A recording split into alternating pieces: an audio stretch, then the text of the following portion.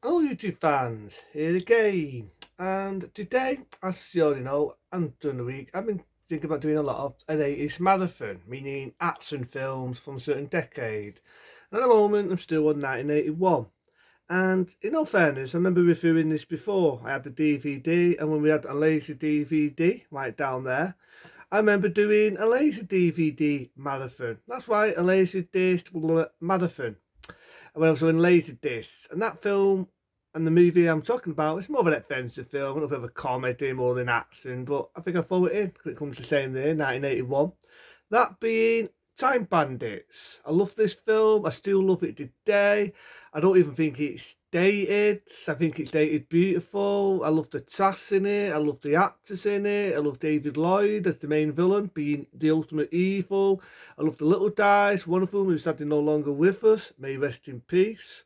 That being R2D2. We also remember him playing one of the Ewoks in Return of the Jedi. May he rest in peace as one of the little people. Then let's go with the film. Starts off, you got this little boy, he's having these weird dreams, he's moaning at his mum and dad. His mum and dad basically just typical mum and dad, they sit on the butt all day, watching TV. They're so fucking, oh, we don't have the latest technology. They've got to put a big plastic bag on the setting. They're very rare to give the little boy any attention whatsoever. And I mean whatsoever. And he's having weird teams. You think at first he's having weird teams. I mean, you got a knight, runs in. But I also love the sound effects. Always had me wondering, 2 days after this, whether the same directors or producers saw this and thought that'd be a good idea for a fencer film. We could say that with American Werewolf in London. Because there's a bit in it, right, where a knight jumps over with this weird sound effects. I'm doing a rubbish job. Have you ever saw the movie Troll, where the villains got killed and they make that weird sort of noise and they go under the ground? Hear this for the night jumps over and then watch Troll and you see what I mean. Same as in American Werewolf in London, where the monsters wipe out David Chester's mates, or his family, I should say. It was all a fucking nightmare. Same sound effects, same bladding sound effects. I shit you not. So at first you think he's just having a dream, and then the next day the little people come in, a little bit with the pushing the wall forward, and then it comes to that fencer film. A bit of an action, but I say more of that fencer film, but I thought I'd go with the films. So you've got this weird thing that's taking them all the way, saying return the map, but others don't listen. And you've got Evil itself being David Lloyd. I thought the role in this is just brilliant. It's brilliant. And I love the little boy in it. You know what I mean? It's one of his big breaks, and sadly to say, he never really made it that big after this. He made a few little disappearances on TV shows at the time, and this was a big hit. But he never really made it that big, and it's the same. Because I could see a lot of potential here. He wasn't spoiled, he didn't come across being a brat. When he was on TV shows, he didn't come across being spoiled or brattish, like your typical kid actors are. He was just a natural kid. I just don't know how to put it. He was a natural little boy. You know, he wasn't your typical Diffing Tolding. They were spoiled brat after a film. So I liked him in this. I thought this was a good role, and I like that fencer in it. They go around with a map. They go around in different eras and different times. Then it goes with the film Time Bandits. You get a lot of well-known actors on the way. I mean, you even get Sean Connery, and at the time, there's a good bit of history about this film. Why not? Sean Connery ends up right. The little boy ends up trapped in this desert, and you got this big knight fighting this big monster thing, and he gets the better of it, right? And well, originally Sean Connery, they didn't think he was going to be into this role. They didn't think because of the budget. Believe it or not, the budget wasn't a big budget originally, and they thought Sean Connery ain't going to do this. It's not his cup of tea. It's not his forte. This is the man that did James Bond, did other take roles after Mr. Bond. He's not going to do a role like this. And they actually thought that. And they thought, we're going to go and get maybe a Sean Connery look-alike. Right? And was looking around. And somehow Sean Connery got wind of this film and thought, oh, this will be a good role for me. And Sean Connery said, even though you don't need for a brief moment of this story, he took it on. He took it on, and out of luck, they got Sean Connery, the man himself, Mr. Bond. And I like him in this. Even though he's not really in it that much, I think he just leaves a presence. I mean, he's a presence. I mean, he befriend this kid. He's on an horse.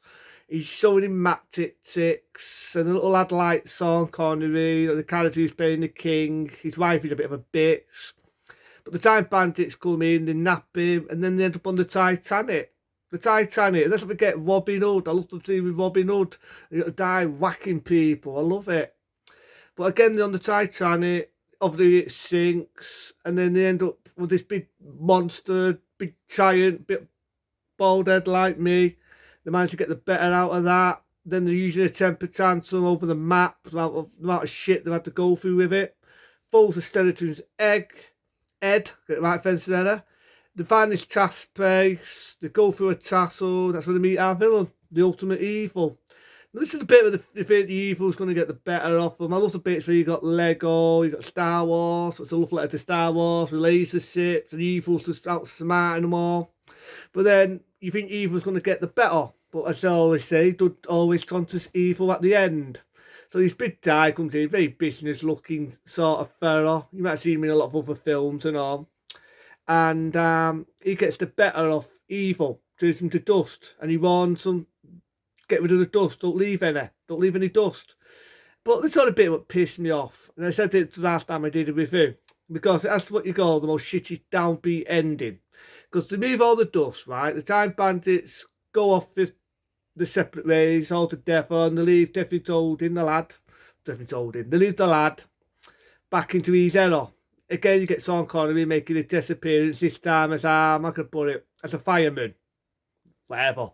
And the family finds a bit of evil. I think it's in the microwave. The lad says, no, that's evil. You know, he's playing a old gold Teffin, and the house blows up, and he walks around in limbo.